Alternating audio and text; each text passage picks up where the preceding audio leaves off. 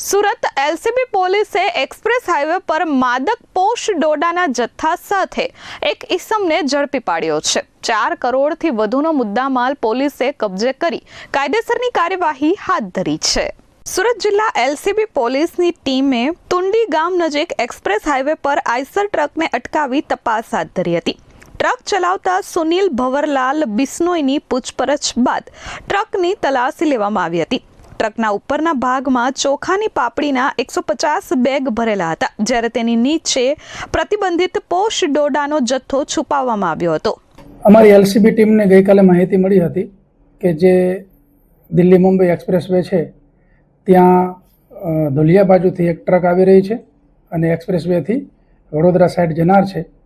ત્યારે આ ટીમે એ ગાડીને રોકી અને જરૂરી કાયદેસરની કાર્યવાહી કરીને સર્ચ કરતા એની અંદરથી 2500 કિલો કરતાં વધારે પોસ્ટ ડોડાનો જથ્થો મળી આવેલ છે અને અન્ય જે મુદ્દામાલ ગણીએ તો ટોટલ મુદ્દામાલ 4 કરોડ કરતાં વધારે કિંમતનો થાય છે। આની અંદર અમે એક આરોપી સુનિલ બિશ્નોઈ છે, જે મૂળ રાજસ્થાનના જોધપુર જિલ્લાના વતની છે, એમની ધરપકડ કરેલ છે અને અન્ય જે આરોપી મોકલનાર છે એ એમના રિલેટિવ છે, એમનું ફરિયાદની અંદર નામ છે। પોલીસ દ્વારા સાયન્ટિફિક ઓફિસર મારફતે ચકાસણી કરાવ્યા બાદ 2500 કિલોથી વધુનો પોસ્ટ ડોડાનો જથ્થો મળી આવ્યો હતો, જેની કિંમત અંદાજે 3 કરોડ 75 લાખથી વધુ થાય છે। પોલીસે આ તમામ મુદ્દામાલ જપ્ત કર્યો હતો અને આરોપી આ પોસ્ટ ડોડાનો જથ્થો ક્યાંથી લાવ્યો તે અંગે પૂછપરછ કરી હતી।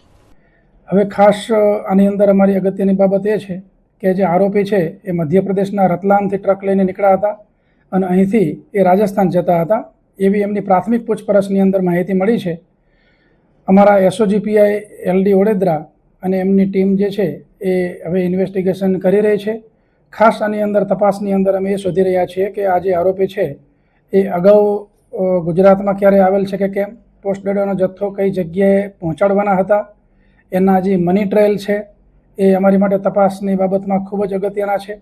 એટલે એ તપાસ ખાસ કરવામાં આવશે। નામદાર કોર્ટમાંથી પણ આરોપીના અમને જરૂરી રિમાન્ડ મળ્યા છે કે જેથી જેટલી વૈજ્ઞાનિક ઢબે તપાસ કરવાની છે, અન્ય ફાઇનાન્શિયલ બાબતની તપાસ કરવાની છે, એ તમામ બાબતો તપાસમાં આવરી લેવામાં આવશે। આરોપીએ પોલીસને જણાવ્યું હતું કે પોસ્ટ ડોડાનો જથ્થો સુમેરા રામ દેવારામ બિશ્નોએ મંગાવ્યો છે અને મધ્યપ્રદેશથી રતલામ ખાતેથી એક ઈસમે આ જથ્થો ભરી આપ્યો છે। ડ્રાઈવરને આ ટ્રીપના 70,000 રૂપિયા મળવાના હતા। પોસ્ટ ડોડા રતલામથી ટ્રકમાં ભર્યા હતા અને રાજસ્થાનના જોધપુર લઈ જવાના હતા। હાલ જે પ્રાથમિક માહિતી મળેલી છે એ મુજબ જે આરોપીની પૂછપરછ થઈ એ મુજબ રતલામથી ભર્યો છે અને રતલામથી પોસ્ટ ડોડાનો જે જથ્થો ભર્યો એની ઉપર છુપાવવા માટે ચોખાના પાપડ જે છે એના કટ્ટા મૂકવામાં આવેલા હતા, જેથી કરીને મુદ્દામાલ જે છે પોસ્ટ ડોડાનો છુપાવી શકાય।